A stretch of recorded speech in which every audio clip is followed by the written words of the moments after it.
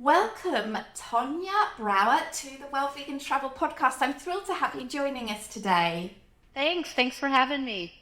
Yes, I'm really pleased to have you. Before we get into those 10 reasons to visit Sicily, you've really lived in a few different places and done quite a few things in like the vegan travel space. Can you tell us about your journey from being a vegan influencer in Napa Valley to starting this vegan food tour in Ortigia in Sicily? Yeah, happy to. It's been quite a journey, very exciting, but I started out around 2012 in Napa, California. I moved there with my husband. We were in Raleigh, North Carolina. He got a great job. We decided to head over. And I just assumed that Napa Valley would be vegan friendly because San Francisco, Oakland, Sonoma County, they were all very vegan friendly areas. And unfortunately, Napa was really dictated by the wine industry and the chefs. Great chefs, great wine, but they just always seemed to make their money and their influence by pairing meat and wine. Never considered anything else would work. I spent my first couple months there just sort of confused where I couldn't find any good food, and whenever we'd have a day off together we would have to drive 40 miles to San Francisco or whatever to enjoy a great vegan meal. So finally I decided that if someone was going to do something, it apparently had to be me. So I decided to start a blog, and of course initially started out I had no idea what I was doing. I had no idea what to do with it. So at first it was a little bit of animal rights stuff, and then I started to really realize I'm not the only one that comes to Napa Valley and can't find what they're looking for in the vegan sphere. So essentially, I just started really focusing on the food and the wine. The wonderful thing about winemakers is they love free publicity. I had no problem getting in with winemakers, and they were wonderful. They invited me in, treated me like royalty, just so I would write a couple paragraphs about the experience.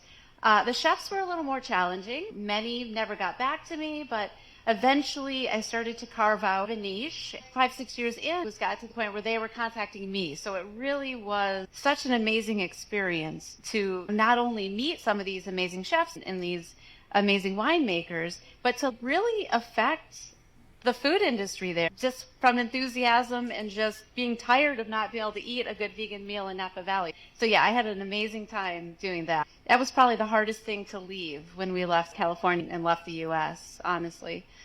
That's amazing. But you're now in Sicily, but you didn't go there directly. So can you talk a little bit about like what inspired you to move to Europe and then come down to Sicily?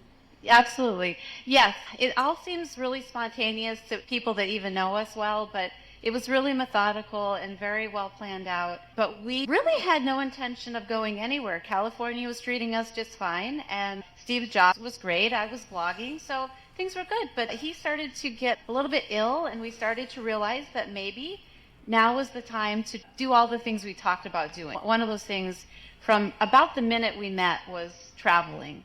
And we hadn't done much of that. He focused on his career.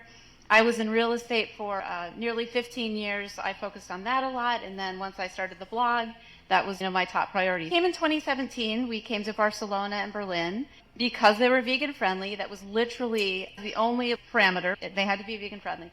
So we spent about 10 days in Europe. And really by the time we left, we were scouting rather than being tourists. We were finding our favorite grocery stores, looking for our favorite neighborhoods, and we really were mentally transitioning to thinking, yeah, we could probably live here. So it took us about a year. We sold everything we owned. We ended up having a pretty cool experience where we blogged across the country. We took a couple weeks just to hit some pretty amazing restaurants and some really vegan-friendly experiences. We spent a couple weeks in Michigan for my brother's wedding. And then we ended up in Brooklyn. We got on the Queen Mary 2. It's the only ship on the planet that actually has kennels for animals. And we had a dog and 2 cats that we'd been traveling with for about 6 weeks. So we needed them to be able to calm down. It was crazy. So we came across the sea on the Queen Mary 2. And ultimately, between Barcelona and Berlin, we put these big sheets of paper on our dining room wall and did sort of all the pros and cons of both locations. Berlin won by a couple points. I told Steve, like, no problem, though. If you want to live on the Mediterranean, I'm game. So he ultimately said, no, let's try Berlin. So we ended up heading to Berlin, Germany, which ended up being an amazing experience. It's an incredible city. So the food is amazing, and it really is as vegan friendly as people say, even though no one believes it. The first thing they say is currywurst. I was like, yeah, currywurst, but there's a lot more food than sausage there. It's great. So we spent a couple of years there, again, with no intention of leaving Berlin. We signed a lease for 4 years on an apartment. We were settled in for a while. And then out of the blue, late 2019, an article showed up about buying €1 houses in Italy. And we were both like, €1 houses in Italy, what is that all about? We were really interested, really excited. And since we lived so close, we decided just to hop on a plane and come check out Sicily. The reason I chose Sicily was because it was by the water. I mean, it was literally just no good reason. It's an island, that would be fun. So we ended up here, and before we knew it, we owned a house in central Sicily. And 3 years later, we no longer own the house, but we're still in Sicily, but now we're on the coast, which is more our style. I love it. Fantastic. As someone who's lived in these 3 different places, what do you find most exciting about Sicilian culture and the lifestyle that you think sets it apart from Berlin or other places in Italy or California? Yeah. Well, Sicily is very unique, very much so, and I think people don't always realize it, but it was captured, it was ruled by literally dozens of different countries and different rulers. I think that when people come from mainland Italy, especially northern Italy, they find that Sicily is very different. It's very unique because we literally have, starting with the Greek nearly 2,800 years ago, they were here for nearly 500 years. The Romans were here for about 700 years. There were at least 3 different Greek tribes that ruled. The Vikings were here for a bit. The Arabs ruled for quite a long time and brought mosques and eggplants, aubergine, and many things that were not here before. The French ruled for a bit, and in fact, when the Spanish were here, that was really considered the golden era for the island. It really thrived the most when the Spanish ruled. So because of that, the different cultures, religions, the different cuisines, it really has turned into very unique things here in Sicily. So that is probably one of the things I enjoy the most about it is I'm always finding something unexpected. I expect pasta from Italy. I find something completely different because of all of the different people and rulers that were here. So that's probably one of my favorite things. And then, of course, gelato. Gelato is amazing. The vegan version is just as good as the dairy version. Yes, I think gelato is one really good reason to come to Italy. Generally, why not? Sicily specifically, it's so good. All right, you've been living in Sicily for a couple of years now, and you even have like a vegan food tour of Ortigia that people can book as well, and we'll give people all of the details to that towards the end of the podcast. But you want to get people to Sicily in the first place, and you've come up with 10 amazing reasons why people should come to Sicily, because I think that many people might dismiss it a little bit because, you know, it's on an island, maybe it's a hassle to get to, it's extremely hot. It can be, yes. Yeah. Let's talk about these 10 reasons why you believe Sicily is such an amazing destination for everyone and for vegans. Yeah, okay, perfect. Well, first of all, Sicily is the largest island in the Mediterranean. So you're basically going to have access to the most gorgeous beaches, cliffs, mountains, and there really is a little bit of everything.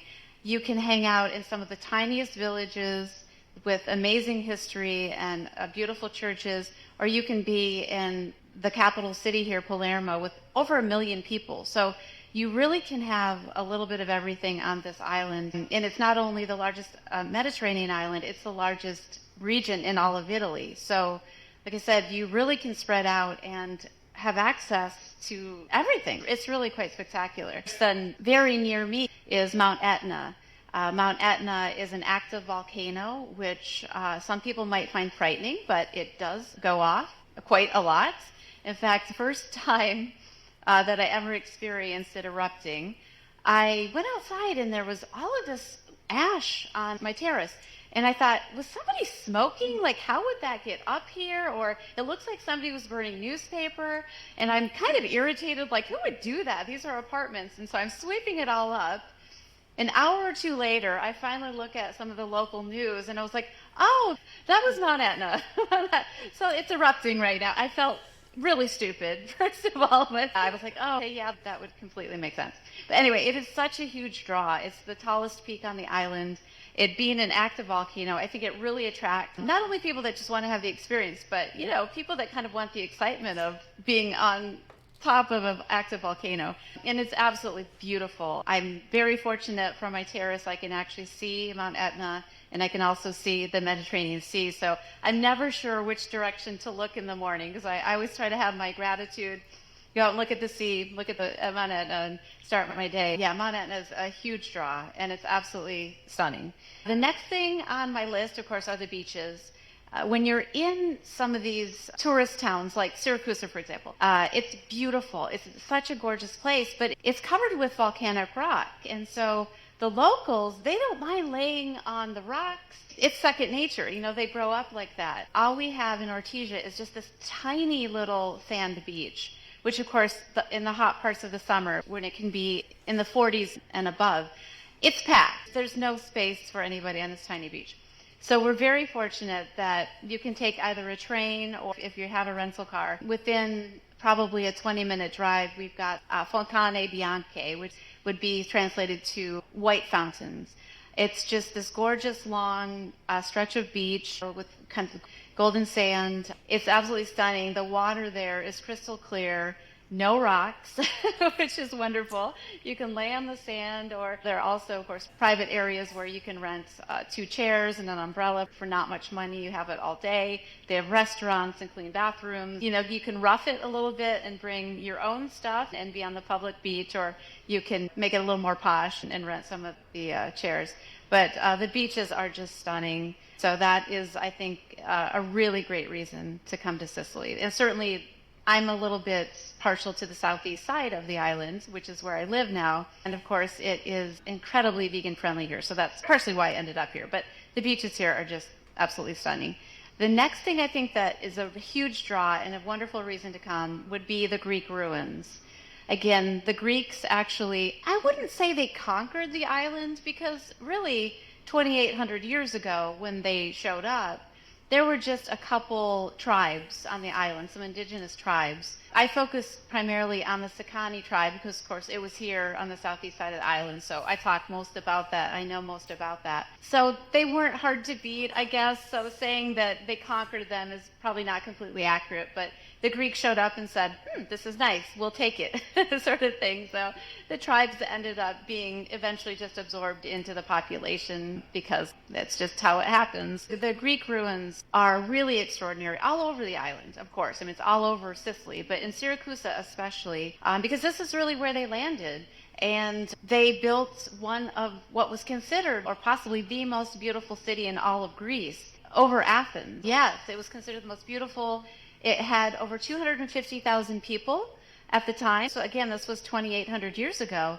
And now we only have about 120,000. So we have half the population that when Greek was ruling. The ruins themselves were lost for a time because, again, the Greek were here, then the Romans, and then we had some Germans, and then we had some Vikings and the Arabs. So things got built on top of other things. A temple became a mosque, and then a mosque became a Catholic church. And so eventually, though, the mayors of the city started to realize they really had something here. And so they started to make the effort to clear out some of the old buildings and really showcase these Greek ruins. So we have like the Temple of Apollo. Apollo is essentially the Greek god of virtually everything, but especially he's the Greek god of sunshine. And we're literally in a part of the island that gets nearly 350 days of sun per year. So it couldn't have been more relevant to honor him at the temple here. And then, of course, we have a huge archaeological part that showcases a lot of the Greek ruins, including a theater.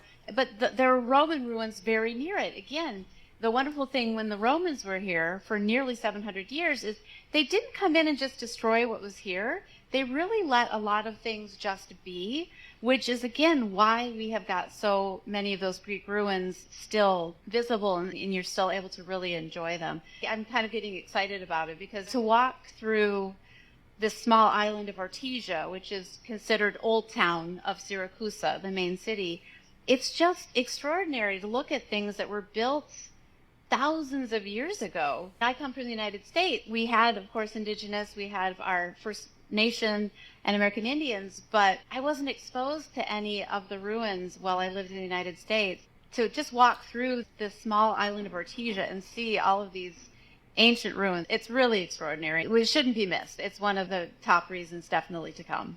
So, Tonia, how is it that people can experience these incredible historical sites? Are they all in museums, or are they cordoned off, or is it something you could get a little bit of an insight to just by walking around?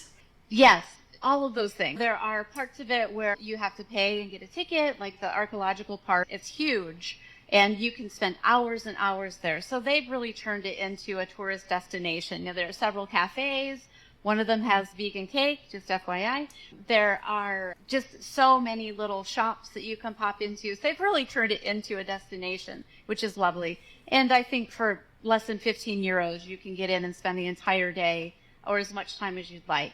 Then when you get into Ortigia, so many of the ruins are just there. You literally will just walk past them. So you can enjoy them for no extra fee, to get your picture taken, take as many photos as you'd like. So yeah, it's kind of a mix of different things. I love Ortigia. That's one of my favorite places. And of course, I used to vacation here. That's how I learned about the island and about Siracusa. I knew right off that if I ever ended up living here, it was the perfect place for a vegan food tour. But essentially, just to walk onto the island and just be surrounded by these different ruins, it was really extraordinary. Could you explain a little bit about the geography? Because you're talking about Ortigia being like an island, but then Sicily is an island. Do you have to take a ferry to get to Ortigia? How does that work? Yes, I'm sorry. You're right. We've got several islands in this whole interview, but Sicily, of course, is an island, and Ortigia is a small island attached by two bridges to Siracusa. So Siracusa is the city, and Ortigia would be considered Città Vecchia, which would be Old Town. And that, of course, is right on the coast. It's right on the water, so that's where all of the different rulers that landed, they landed right there in Ortigia. So that is why there's just so much history there, because that's right on the water. Yeah.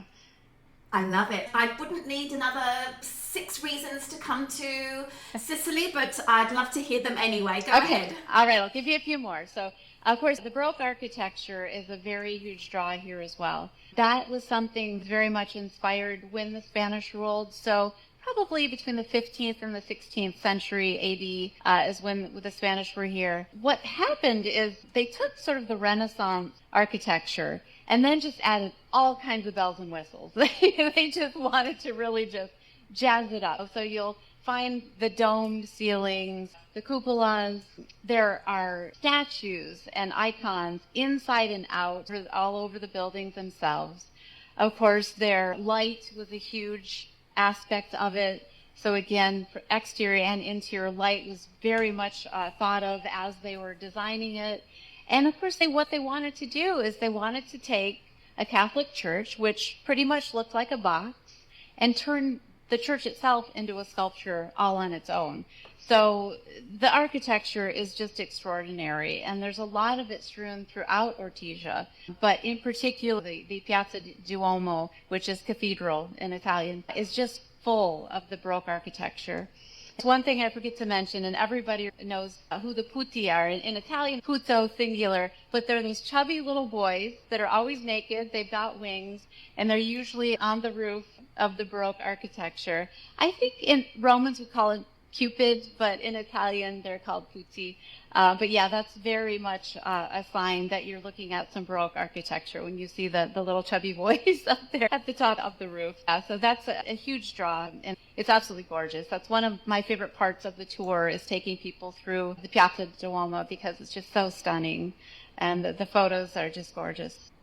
Oh, yeah. I love going to check out cathedrals when I go there, and doing a little bit of reading ahead of time, because I feel like with so many of these significant cathedrals, there's so much to look at and absorb, and it's hard to know what the interesting parts are, the notable parts of the cathedral. And that's why it's really great to have a tour guide who can point these things out to you that maybe don't even look that spectacular but there's something really, really interesting behind the whole thing. So I always say, if you can have somebody that can give you some history into what you're looking at as somebody who is not particularly history inclined, it just makes the whole experience to be so much better. And cathedrals, they're often masterpieces of art and history in just one place. It's so incredible. Yeah, I agree. I was never much into tours. That was not necessarily something I did often.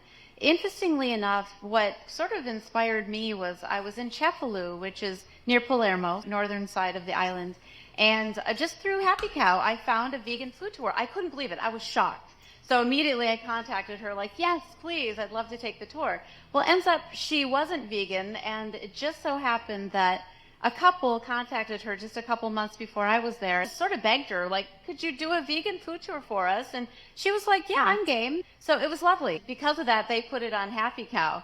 I was really inspired by her because she really brought the history of Cefalù, and of course from a Sicilian perspective, which was really lovely. So she grew up with all of that history, all of the mythology on that side of the island as well. Once I finally did get settled here in Syracuse and Ortigia, I decided I really wanted to utilize that as well. I hate to eat all the food at once, so by touring people through different iconic sites, we can talk about history, and then we eat something, and then we walk a bit and we talk about more history, and then we eat something. I love how it's sort of laid out. Now, of course, my tour is small. I usually don't tour more than 4 people at a time, so it's very intimate, but and it's very vegan. Obviously, everything that we eat is vegan, but the history is still Sicilian history, just from a foreigner's perspective.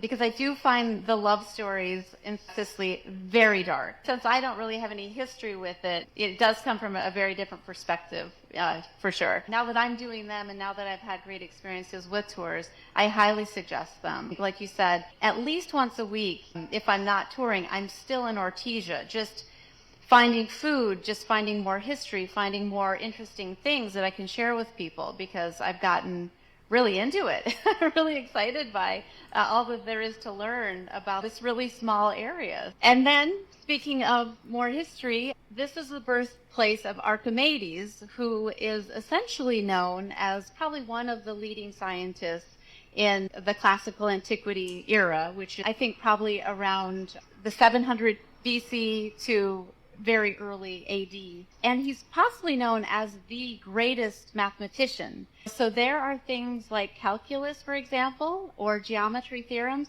that we maybe wouldn't have if it wasn't for him. It's amazing to think that he came up with something like this 2,500 years ago, and it's still used. That's pretty exciting here. He lived and died here. You'll find the Piazza di Archimedes, you'll find a lovely statue where we can take your picture, streets named Archimedes. He is definitely a very big draw, which I think is very exciting. And in fact, he's got an invention called the Archimedes screw, or the hydrodynamic screw, which was something that thousands of years ago they would use to pull water up from below the soil. And we still use it to this day, usually in waste management facilities and in some crop irrigation, but it's still used, that same exact invention. So I think that's very exciting, personally. Yeah, that is so cool. That's amazing. Mm-hmm. It is. It really is. Obviously, it's an island, so all along the coast we have many beautiful tourist-driven cities and amazing beaches and things like that. I think what people don't realize is that the middle of the island is absolutely gorgeous. It's just full of mountains and peaks. It attracts people who love to hike. Bicycling is huge here. We have many, many animal reserves and bird reserves where you can just hike through and see all of the wildlife. And there are dozens of these that all have what they call refuges, where you can go into the refuge and you can use the bathroom, you can get a coffee, you can have a lunch, get refreshed, and then get back out and hike some more. The first 2 years I lived in the center of the island, and every morning I would wake up and look at the view. I was just blown away by it. And I think some people will miss that just by staying on the perimeter of the island. The beaches are fabulous. I'm a water person. I grew up on Lake Michigan, but I also spent 10 years in Denver, and I mean, that was one of the most amazing times of my life. So I highly suggest getting to the middle of the island if you possibly can and enjoy the mountains. And of course, the small villages that you'll come across. I have to say that just in general, Sicilians are incredibly welcoming, but when you get into these smaller villages that aren't used to a lot of tourists, you might as well be a rock star. They are so happy to see you. They're so happy to feed you. It's really extraordinary. Where when I first got here, I was a little like, am I getting kidnapped? Or, what is going on? These people are way too nice. One story in particular is I was in Agrigento, which is on the other side of the island, where there's a huge Valley of the Temple. So again, even more iconic Greek ruins. But I just was trying to find a place where I could get a snack really quick. And I popped into one of the cafes, and he's like, no. All in Italian, of course. I'm closing right now. But if you just go about 200 feet, there's a place right down the street on the right. And I was like, okay, all right, thank you. I'll go find it. So I just started walking down. Not 2 minutes later, he pulls over. Get in. I was like, what? He's like, get in. I'll take you. Sure enough, I hop in. He drives me that 200 feet, drops me off right in front of the...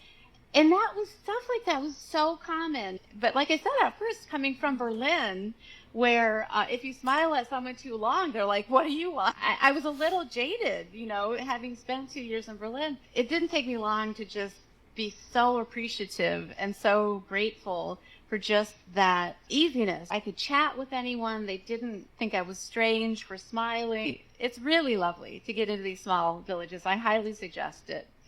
Make sure you have your GPS on and a lot of gas, though, because you never know where the GPS will take you, just FYI.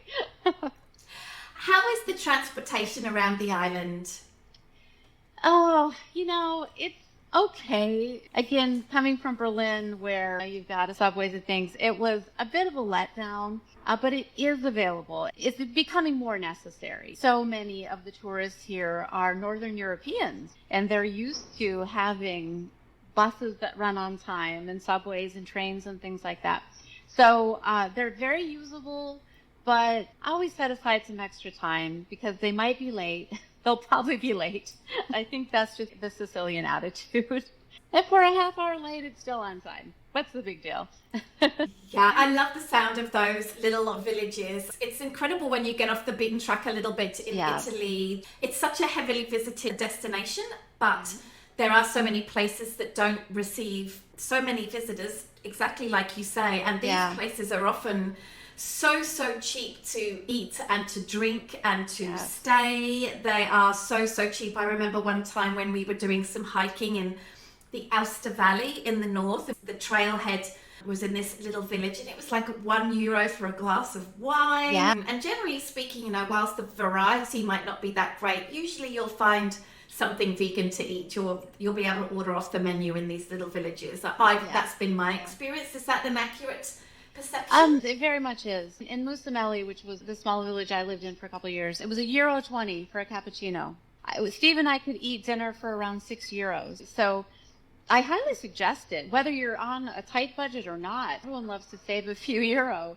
And the food is typically made by a mom and pop type restaurant. You're not going to find an Applebee's or some chain type experience here at all. The thing about the food is absolutely, part of being ruled by so many different cultures and so many different rulers was there were times when they would have been called peasants back then. There was poverty here. And if they couldn't grow it out of their own soil, they couldn't eat. Meat was very, very expensive, and cheese was something that you didn't often get if you weren't one of the elite, essentially. So they came up with clever ideas like toasted breadcrumbs instead of Parmesan. One of the main dishes here that is absolutely amazing and is accidentally vegan is caponata. Well, it started out being made with fish, and it was very expensive fish, and it was meant for the royalty.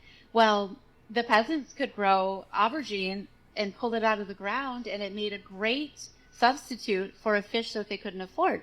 I have found, and I think anyone traveling through the middle of the island will find that you'll find 3 or 4 things that are accidentally vegan just because that it was all made by all of the fertile soil in the middle of the island. Now, by the time you get to your third plate of pasta with tomato, oh, you'll probably want to get into one of the bigger cities. But yes, you'll eat just fine if you spend a couple days in the middle of the island. Absolutely.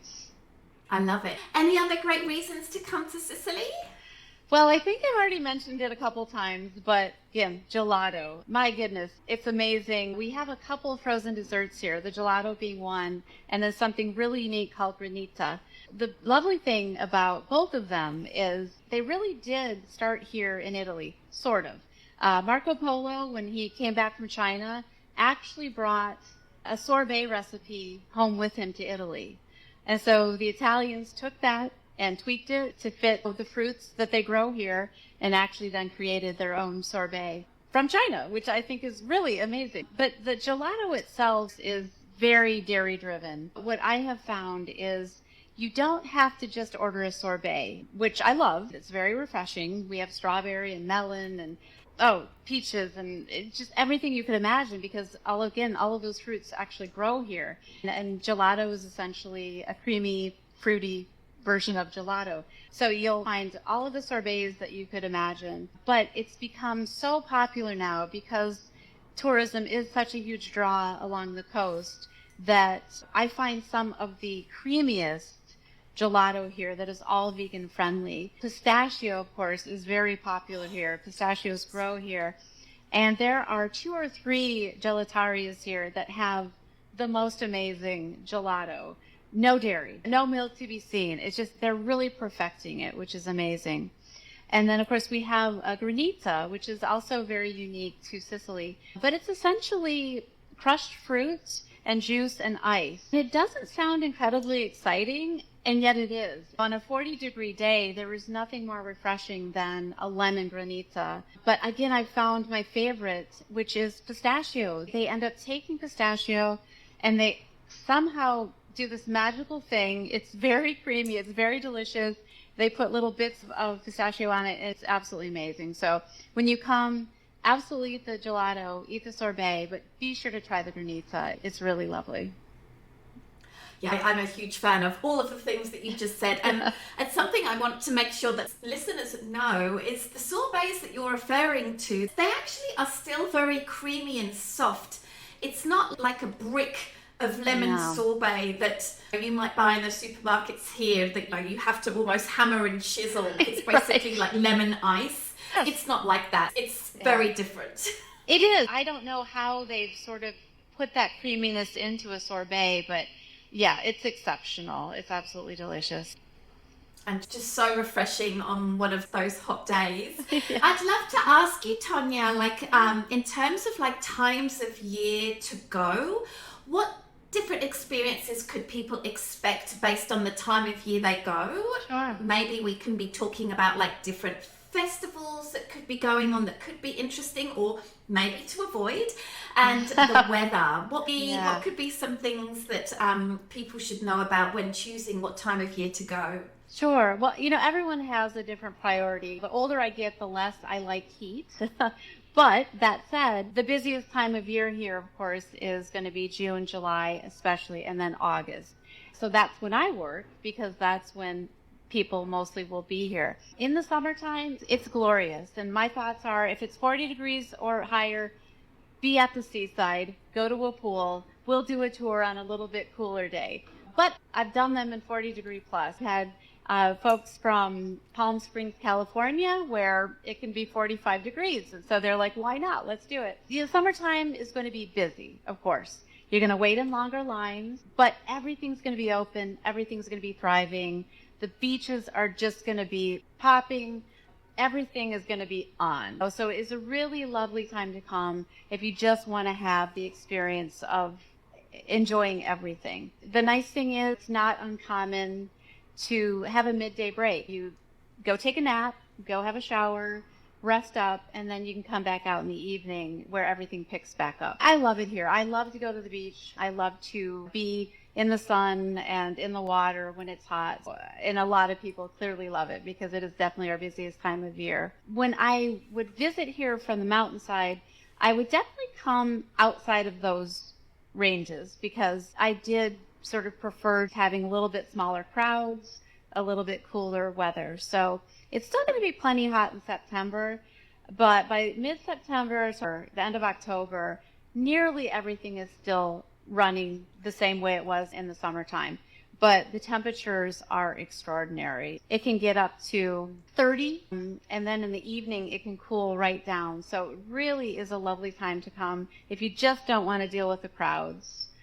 Though in October we do have a lot of ships port here. So there are some times when I've been down there and I've been stunned by how busy it was, because we will often get ships that have at least 3,000 people on them.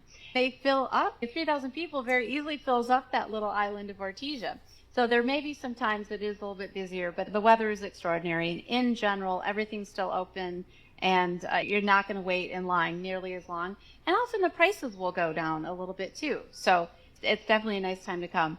By the time you get into November, December, January, February, that's winter. So a lot of places will literally close from middle of December until middle of January. And that would be restaurants. That could be any number of things.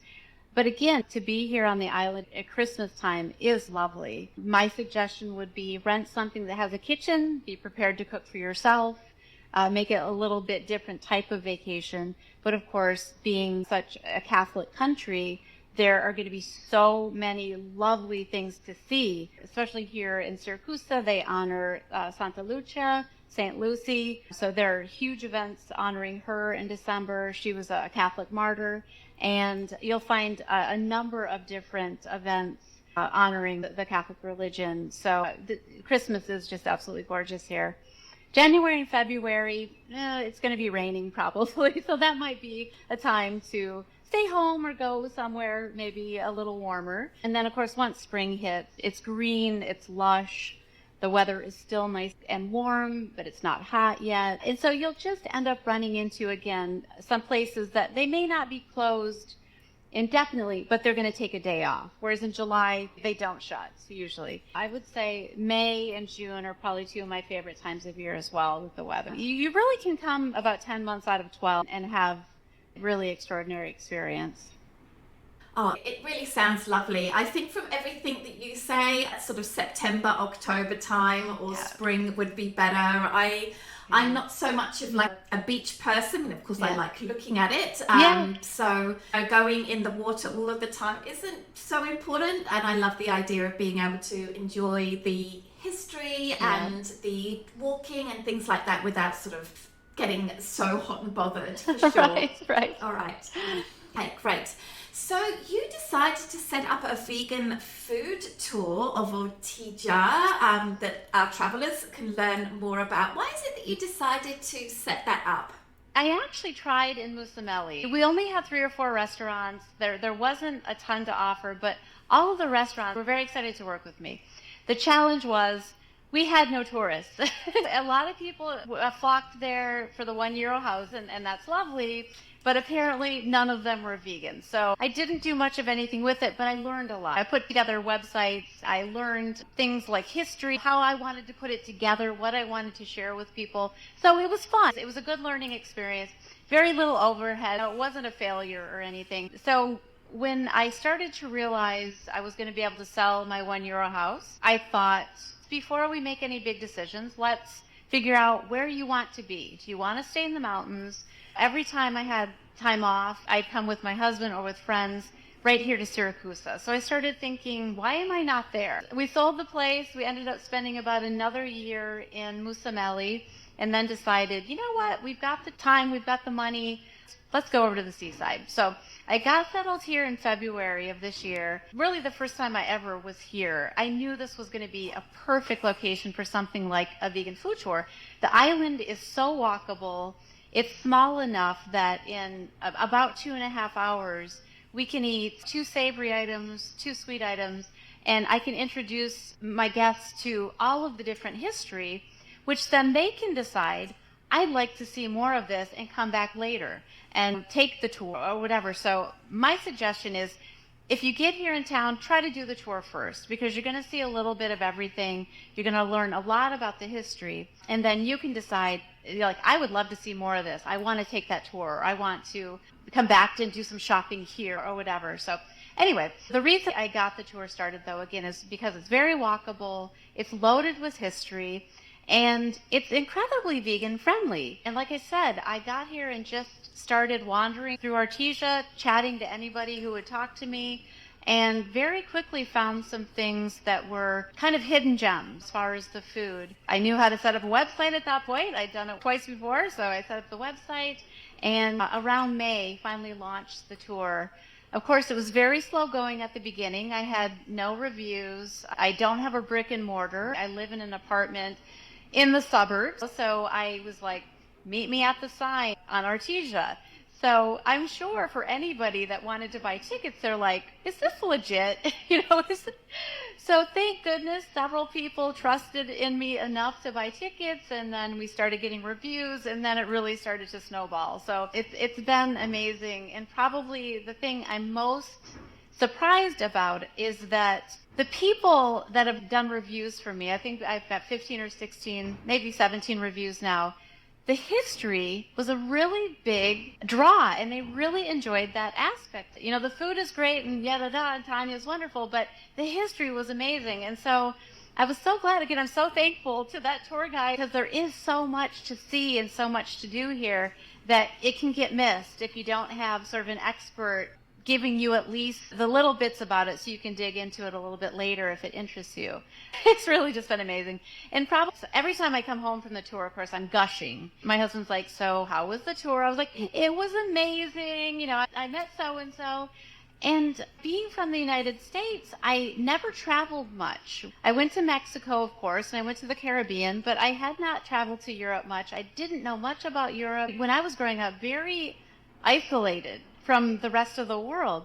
So in nearly my mid-50s, I'm finally meeting people from all over the world, and I love it. I absolutely love it. It just fills me up. And then, of course, I sell tickets to a lot of millennials. So these are our next up-and-coming animal rights activists. Well, I'm 54. I'm getting tired. You know, these 26 to 40-year-olds, they're our future when it comes to the vegan movement. They're the ones doing the protests, and they're the ones making changes. Again, to be exposed to these people, it just fills me up. I love it. I absolutely love it. You have captured, Tonia, so beautifully how I feel about when we run our vegan group tours as well. Yeah. Like getting to meet these people, getting to know what their passions are in life and what they love and their story and how they got to this point. It's so wonderful, and you know, you get to do this on your day trips as well. It's just such a wonderful thing, and why I think that group travel, whether it's a half-day food tour or something a little bit longer, is just a really great way to travel. I do believe that wholeheartedly. Yes. Yeah, I agree. I'm glad I finally warmed to it and then decided to actually do it, because it is really extraordinary. Something I just thought of. The lovely thing about the tour is I've actually have had 5 non-vegans take the tour. My husband insisted that that was going to happen. I was like, okay, maybe. I mean, there are plenty of tours on the island, so there was really no reason to draw them to me. But these were folks that wanted something small, something intimate. They were very interested in the history. They had open hearts and open minds and were happy to eat vegan food. I have to say, it's probably been a couple of my most favorite tours, just because it was completely unexpected. So thank you, non-vegans, for trusting in me. They're giving me up to 3 hours of their hard-earned vacation, whether they're vegan or they're not. I'm really grateful for that and really honored. That is so, so cool. Something I'm curious to know, Tonia, is do you have any sort of big plans or dreams for the future in terms of your vegan travel business? That's a great question. Part of why the tour was so easy to transition to is I was a lot younger when I started my blog in Napa. And by the time I got to Berlin, I was middle-aged, and the last thing Berlin needed was a middle-aged vegan blogger. They had all the young and beautiful yoga instructors and things like that. So the tour was kind of a compromise on having sort of the blog experience. But now, of course, I'm so grateful that I did. What I've been thinking about, and I can't give away too many details, I don't know if it's for sure going to happen, but I'm finding that as having grown up in northern Michigan, I am used to having seasons, spring, summer, fall, and winter. And when you're on an island in the Mediterranean, not a lot of seasons. It's either really hot or warm or cool for a couple months.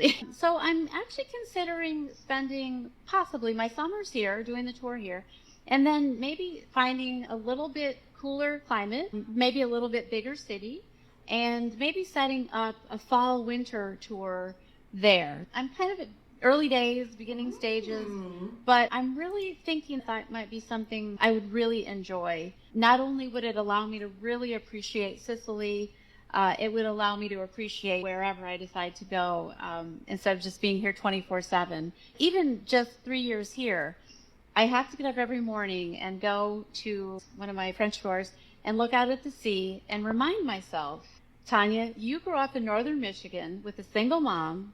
You didn't think you'd live anywhere besides Michigan, and here you are living on the Mediterranean in Sicily.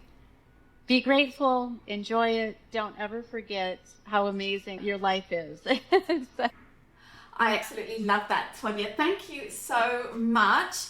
I'm curious, if listeners wanted to book a tour with you, what is the easiest way that they might do that? I'm guessing that maybe you're on some different platforms. Yeah. Can you just explain how all of that works? Absolutely. Yes, it's very easy. Just as you would imagine, it is a Vegan Food Tour Ortigia. So pretty easy to remember. I have a website that you can visit.